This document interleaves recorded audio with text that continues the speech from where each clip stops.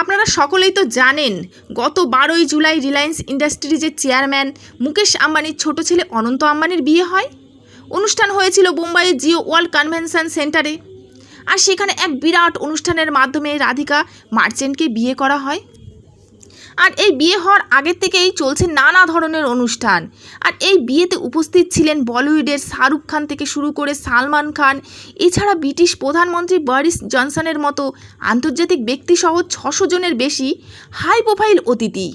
জাঁকজমকপূর্ণ এই অনুষ্ঠান ব্যাপকভাবে শতাব্দীর সেরা বিবাহ বলে বিবেচিত করা হয়েছে। আর এই বিয়ে গোটা বিশ্বের দৃষ্টি পুরোপুরিভাবে আকর্ষণ করে নিয়েছে। আর এই অনন্ত আম্বানির বিয়েতে বিশ্বের সুন্দরী ঐশ্বর্য রায় বচ্চনও এখানে উপস্থিত ছিলেন। তিনি এসেছিলেন লাল রঙের আনারকলি স্যুটে। আর এই অনন্ত আম্বানির বিয়েতে ঐশ্বর্য রায় বচ্চন ঠিক যেভাবে যে গয়না যেভাবে সেজেছিলেন, যে লুকে সেজেছিলেন, ঠিক সেভাবেই সেজে উঠলেন আরেকজন। আর তিনি ভাইরালও হয়ে গেলেন। কে সেই? আসুন জানা যাক বিষয়টি কী। ঠিক যেন অবিকল ঐশ্বর্য রায় বচ্চন, পরনে লাল রঙের আনারকলির পোশাক, গলায় মোটা হিরে পান্না বসানো নেকলেস, কপালে টিকলি, খোলা চুল। গত জুলাই মাসে অনন্ত আম্বানি ও রাধিকার বিয়ে অনুষ্ঠানে ঠিক যেভাবে ঐশ্বর্য রায় সেজেছিলেন, নিজেকে নিখুঁত সাজে মনোমুগ্ধ করেছিলেন বহু অনুরাগীদের, ঠিক সেইভাবেই বিশেষ সাজে ধরা পড়ল একজন।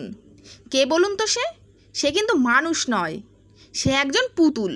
ঐশ্বর্য রায় বচ্চনের স্টাইলে এই পুতুলটি তৈরি করেছেন শ্রীলঙ্কার একটি শিল্পী। ঠিক যেমনটা আম্বানির বিয়েতে অনুষ্ঠানে সেজেছিলেন ঐশ্বর্য রায় বচ্চন, রায় সুন্দরী সেই আইকনিক সাজ ঠিক তেমনই পুতুল সেজেছিল এবং তার ফলে নেটিজনেরা মুগ্ধ হয়েছে। ইতিমধ্যে শ্রীলঙ্কার ওই শিল্পীর ভিডিও পোস্ট করেছেন, আর তা দেখে নেটিজনেরা খুবই প্রশংসা করছে। ইতিমধ্যে 3.9 মিলিয়ন ভিউও হয়েছে। আপনিও দেখে নিন ঐশ্বর্য রায় বচ্চনের সেই পুতুলের রূপ। তবে এই পুতুলকে দেখে নেট দুনিয়ার অনেক সদস্যরা আবার বলছে পুতুলটি সত্যিই চমৎকার।